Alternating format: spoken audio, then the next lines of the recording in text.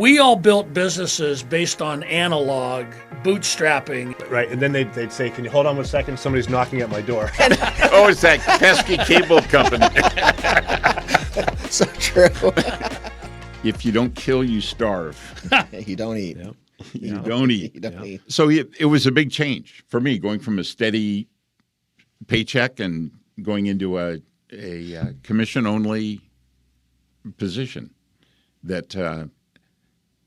It's scary up front, but once you get used to it, you get used to it, and it becomes the norm.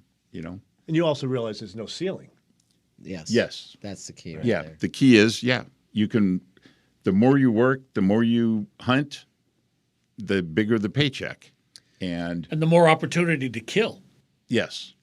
You got to be hunting all the time. You do. And when you're out, instead of just being out at an event and thinking, oh, yeah, I'm going to sit at my desk at the bank tomorrow, I pull out business cards and say, hey, if you need insurance, let me know. And you get the word out. And I think one of the best things is to join some organizations and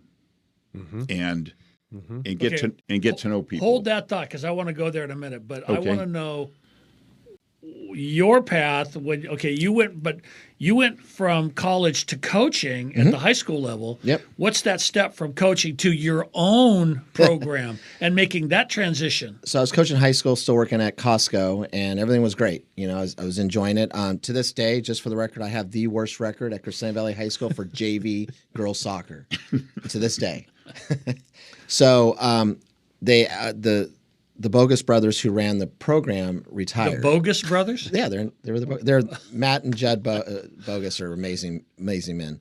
But bottom line is they were retiring. It was 10 years of their tenure there, and they said we're moving on because they're business. They're entrepreneurs. They went and did their own thing. And so the school offered me the job for the girls varsity position. So I had them all there, and I said, oh, how many of you play club soccer? In my world, everyone plays club soccer. Well, out of 40-plus girls, 5 raised their hand. Mm-hmm. And I said, I go, where do you guys play? And they said, we play for Claremont, a club called Claremont Stars. I go, where's Claremont? So I'm thinking it's just down the street. Back then, this is before the 210 went all the way through to the 15. Right. So they would exit, I can't remember the street now, but it took them an hour. Yeah. And I said, why not? They said there was no girls soccer in the area. So they were driving an hour to go play club soccer, these 5 girls. So the light bulb clicked, and that's how it started. I said, I'm going to start this club soccer thing. And I went around, and everyone thought I was the craziest person in the world, and a lot of no's. Yeah. A lot of no's. And then I got one yes, and it was I owe everything to her to get started. It was a lady named Kim Villa, who's a good friend of Ron and I. Sure. And she believed in me. And she said, yeah, you got something going. And then it's kind of snowballed because then I got another win, another gentleman named Chris Green. And then my board started happening and just happened to be another gentleman named Bob Brock who was our attorney. Oh, wow. And I started coaching all their kids, and we started a club. And it was a long story. How many teams did you have when you started? 1. And how did you organize to play in a league or tournaments? Well, that's the challenge. So I had to go to another club my first year with 1 team, and then Kim was very fortunate. She had a daughter, Elizabeth Villa, who played soccer, so we formed a second team. So I took 2 teams in Burbank, and a lovely lady named Christy Paulson took me under her wing. She worked for the main organization called Cal South, who is the governing body of youth soccer, and she said, you want to run your own club, learn from me. So I was still working at Costco, trying to coach and learning the business side from Christy Paulson. And I took 100 notes. I'm a notes guy. And I started when we started Crescent Valley Soccer Club, we had open tryouts, and I did door to door. I literally was going down Foothill Boulevard asking businesses if I can put a flyer at their tables. There was the Italian restaurant on the corner there. It's no longer there, but I was asking for help. And didn't know if anyone was going to show. I had 2 teams, but I didn't know if anyone else was going to show. And we ended up getting 7 teams during tryouts. And, it just kind of took off from there. And So all of you built your business on social media, right? There was no such thing as that. Social what? Social what? Yeah, no, it was. Well, that was the thing, and that was my question. I know where you're going. The hours that we all had to put in to get started. It's not 8 to 5. That doesn't. Hours don't exist when you start your company, and I think our viewership has to understand it's a grind, but it's a fun grind. It can be. And can you guys talk about the hours? I mean, did you have standard hours when you started? I'll take the first shot. My standard hours were normal business hours, 8 to 5, and then I'd go home and have dinner. And then at 7 o'clock, I'd start making phone calls to sell insurance to individuals. So home and auto insurance. Right. And then they'd say, can you hold on 1 second? Somebody's knocking at my door. Yeah. Oh, it's that pesky cable company. So true. Actually, Greg, this was before cable even. And the phones were there was no mobile phones either. Yeah. So we're dating myself, but Were they rotary dial? Rotary dial? Some were. Oh, yes. wow.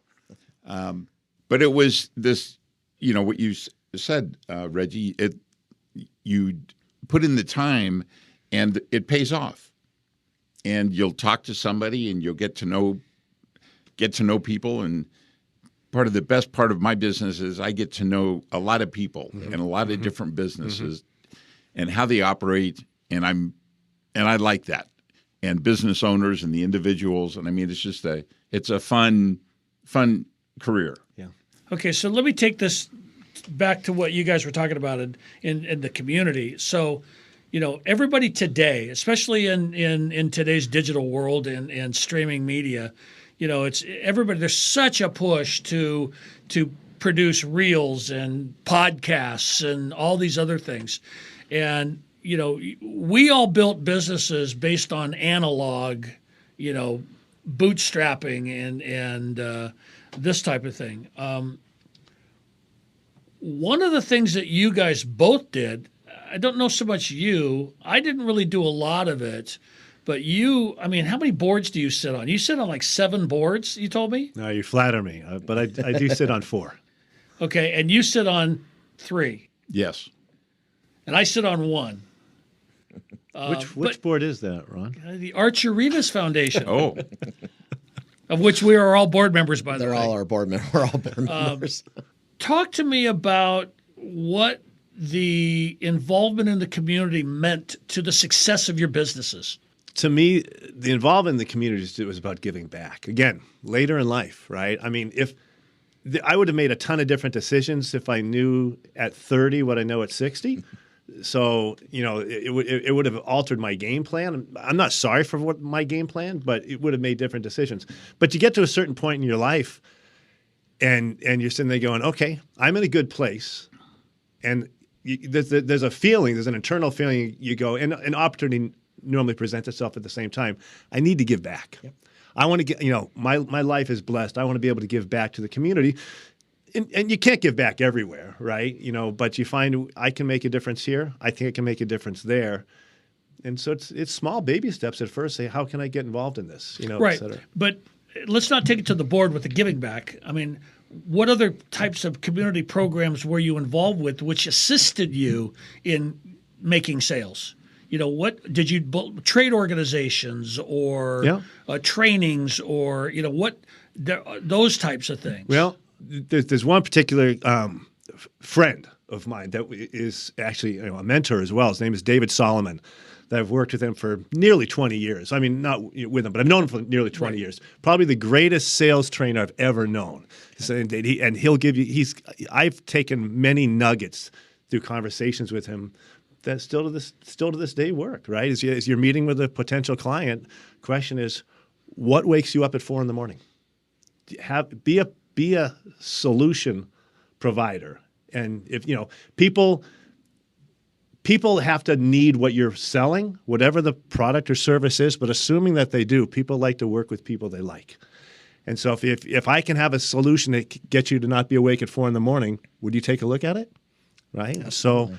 So that's the training part to me. Of course, there's trade organizations you can get involved in, and that's more of a networking thing. You're going to make friends and colleagues out of that. But I'm trying to go from the standpoint of how do you expand your business? How do you grow your business? How do you obtain clients?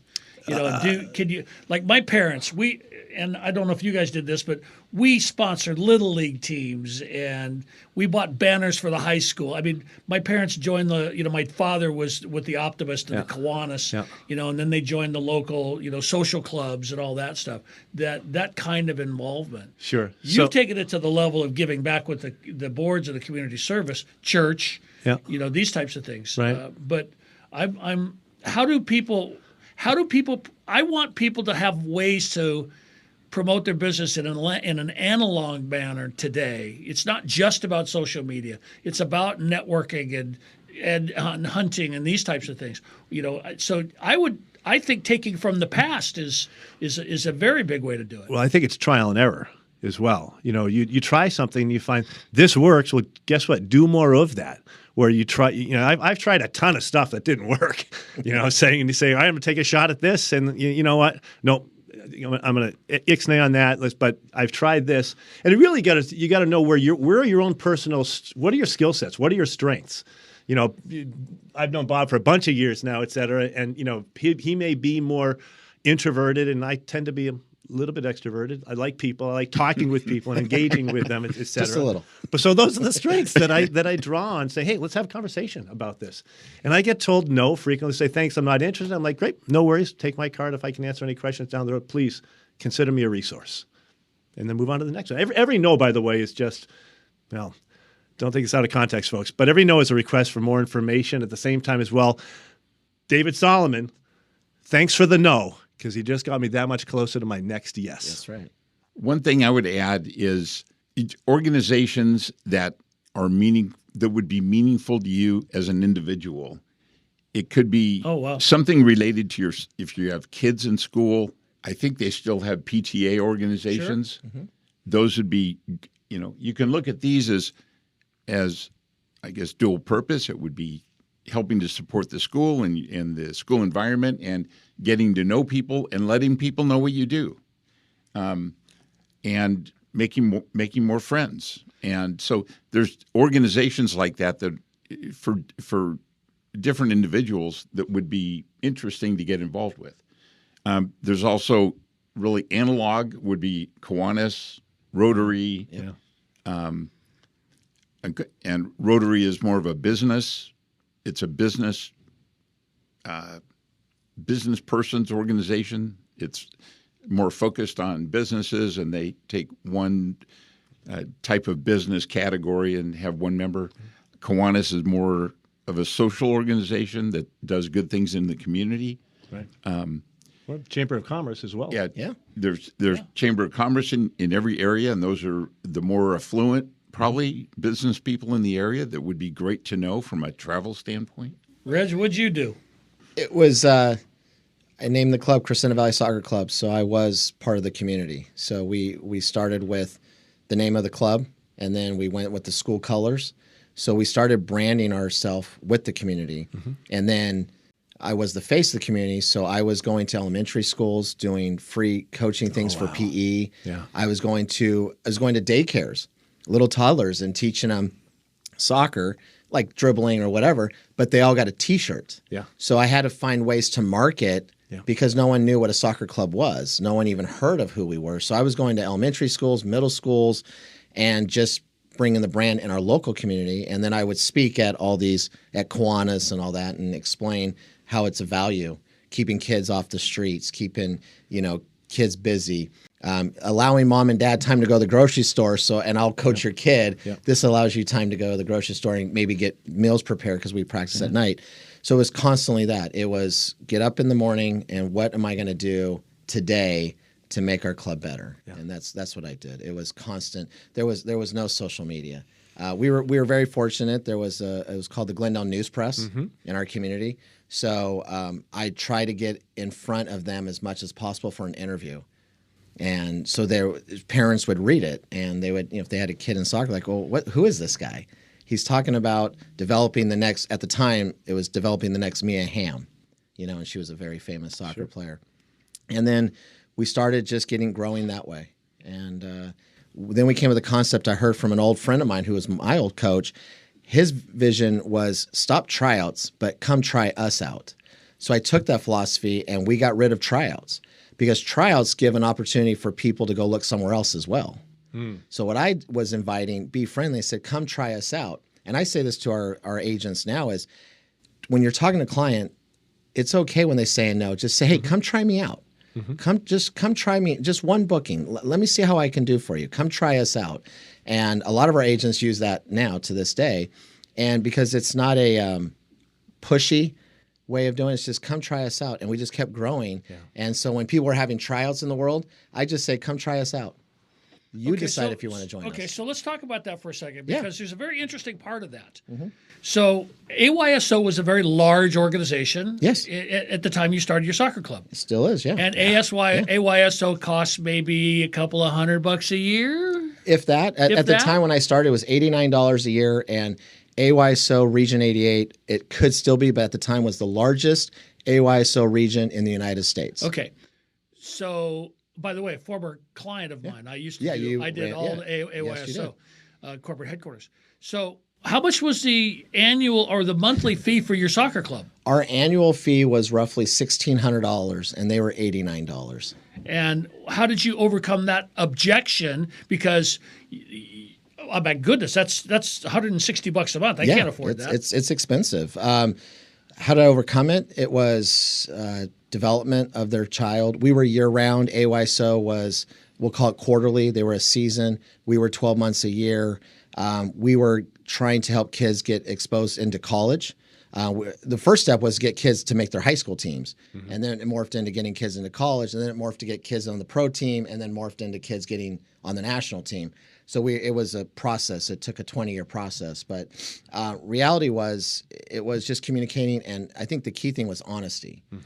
Play AYSO, it's a great organization. And still to this day, it's an amazing organization. It's do you want your kids to be challenged at the next level? And there's levels in AYSO, there's levels in club, there's level in every event. There's levels in what we do now. There's agents who book at a certain level, then there's agents who book at $1 million, there's agents who book at $2 million, $3 million. So there's different levels of booking as well. Same thing in soccer.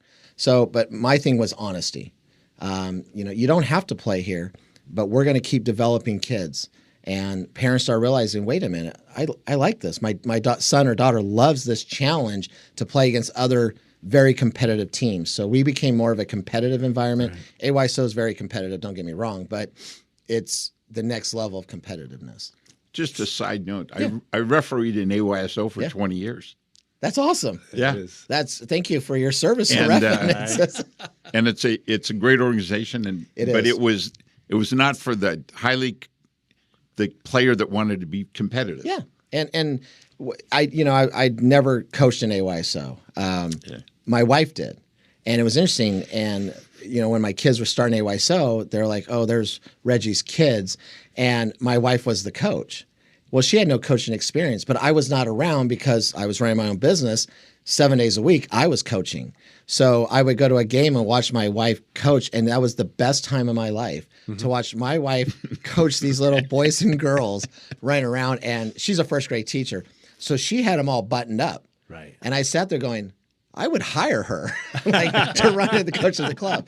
No, AYSO has been amazing. And they were great supporters of it because they knew that club's not for everyone and AYSO's not for everyone. Yes, but you sold the value of your club because the opportunities were much greater. Yeah. Not unlike what you do. You and I, Bob does all of our errors and omissions and all of our insurance for the company.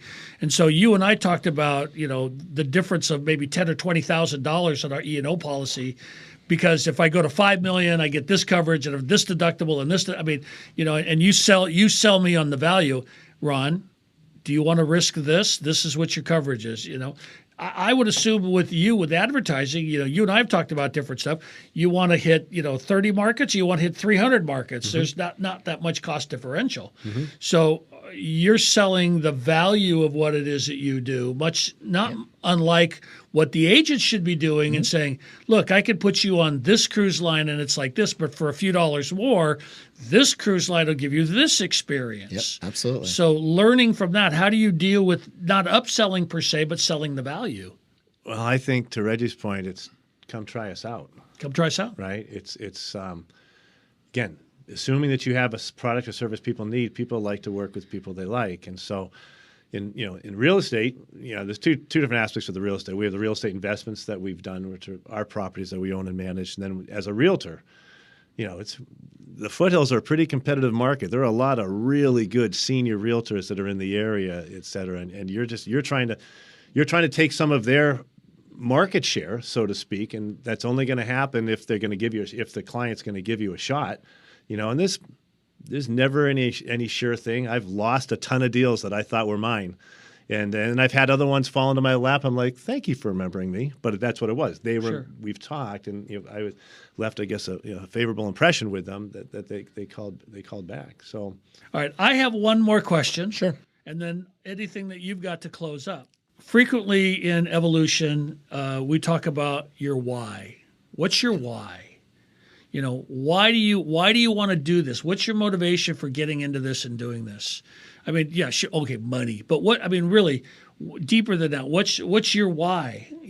Why did you do what you did? Why that as opposed to something else? Bob, I don't mean to boat. You want to go No, first? you on this? go ahead. So to Reggie's point, it's about where's your passion. You're coaching these kids at a really young age. Yeah. You're probably instilling a lifelong passion for these kids that if it's a favorable experience for them, right? Absolutely. They're always going to love soccer. Yeah. And it's the same thing for advertising. Because I moved to Hollywood to be an actor, and I'm like, well, I could put myself in my own commercials. Didn't quite work out. It happened. Were you passionate about it? Oh, that's why I moved to Hollywood. Yeah. Oh, yeah. No, were you passionate about selling the cable and the advertising? I used to push lawnmowers around my neighborhood. I've been in sales since I could walk, of sorts, right? So yes, that's the passion. And from a real estate perspective, it's that was ingrained in me by my father at a very young age. He just talked about real estate is tremendous opportunity. There's just this, it's location, and it's passive income, et cetera. So I learned at a young age, but it's because of the drive, the passion, the interest level that I had for both of those areas that's the why for me. It's because I enjoyed it, and if you do what you love, you'll never really work. Mr. Knopf? That's a good question. I'm trying to think back about the why. And the why I moved from a steady, sure paycheck with a very conservative organization that I could have spent my life there to why did I move to insurance where I depended on sales? It's because I saw the opportunity. I could financially I had the opportunity to do better than I did just for your family, just for my set paycheck.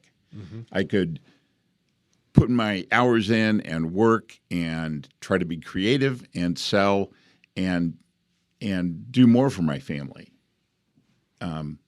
Maybe have a nicer place to live, meet the bill to put my child into club soccer, and to do things that maybe I couldn't do otherwise, or take care of. Fortunately, my parents didn't need taken care of, but a lot of people have to help support their parents. I mean, there's kind of endless things you can do with just a little bit more money. Right. Whether somebody wanted to do it full-time or part-time through evolution. And to have somewhat control of that cash flow yourself. Mr. Reg, your why? Oh, it was about developing, because I didn't know you actually can make money in club soccer.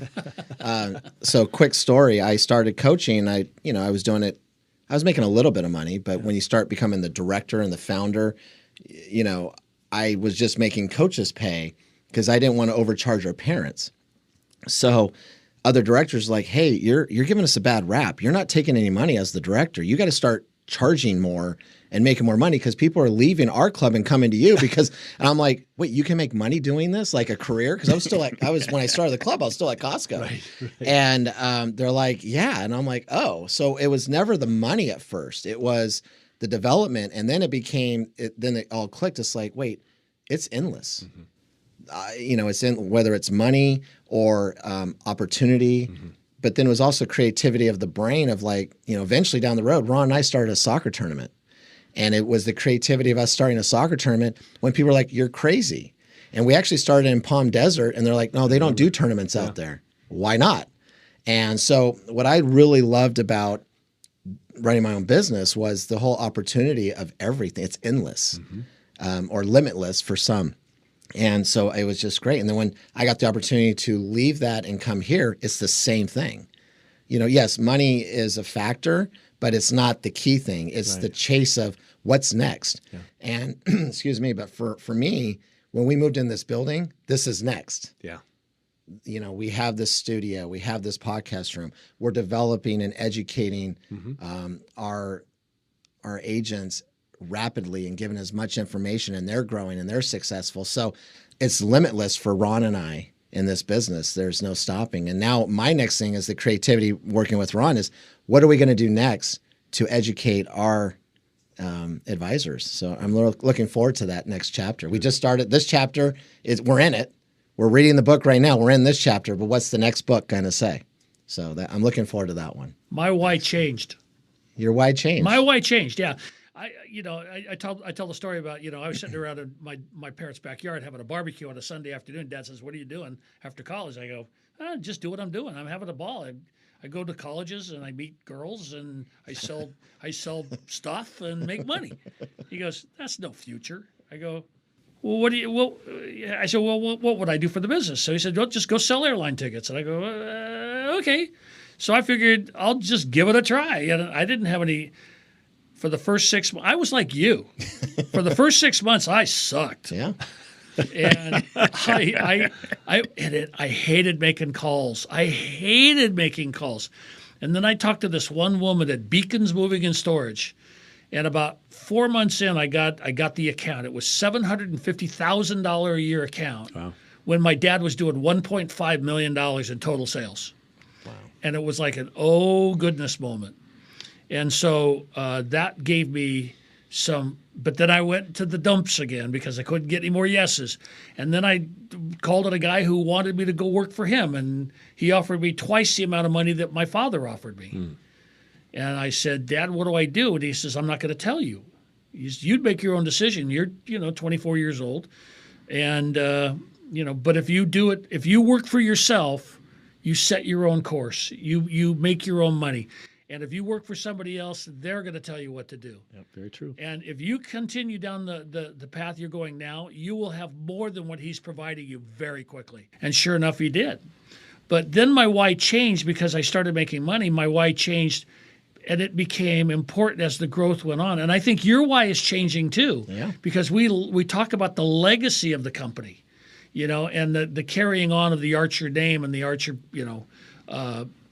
the Archer Rivas business now, and everything that we're doing towards that. So my why is now, how do I go to the next level? I mean, you're pushing me more now to think more outside the box than even I did. So I thank you for that. But I didn't even know he had a box to start with. I thought he was already outside the box. We had to bring him in the box to go back outside the box. What else you got? I just appreciate you guys taking the time to meet us and do this. I know you sit on our board, and I thank you for all that. But also just to get to really know you guys on the business side. I know you has the friendship side, but the business side, it's nice. So thank you for taking the time, and I know our viewers thank you too. So. Well, you're welcome. Thank you. Yeah, it's an honor and a privilege. Thanks, guys. Any Thank last you for the words? invite. Any last words of recommendation? Follow this. Yes, please. Yeah, follow your heart. That's a good recommendation.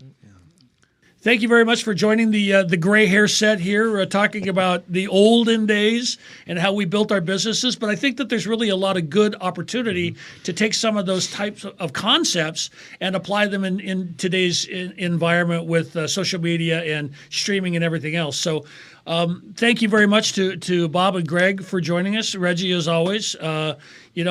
Stay tuned. We're going to bring you more of this type. And we ask you to like it and subscribe and pass this on to your friends.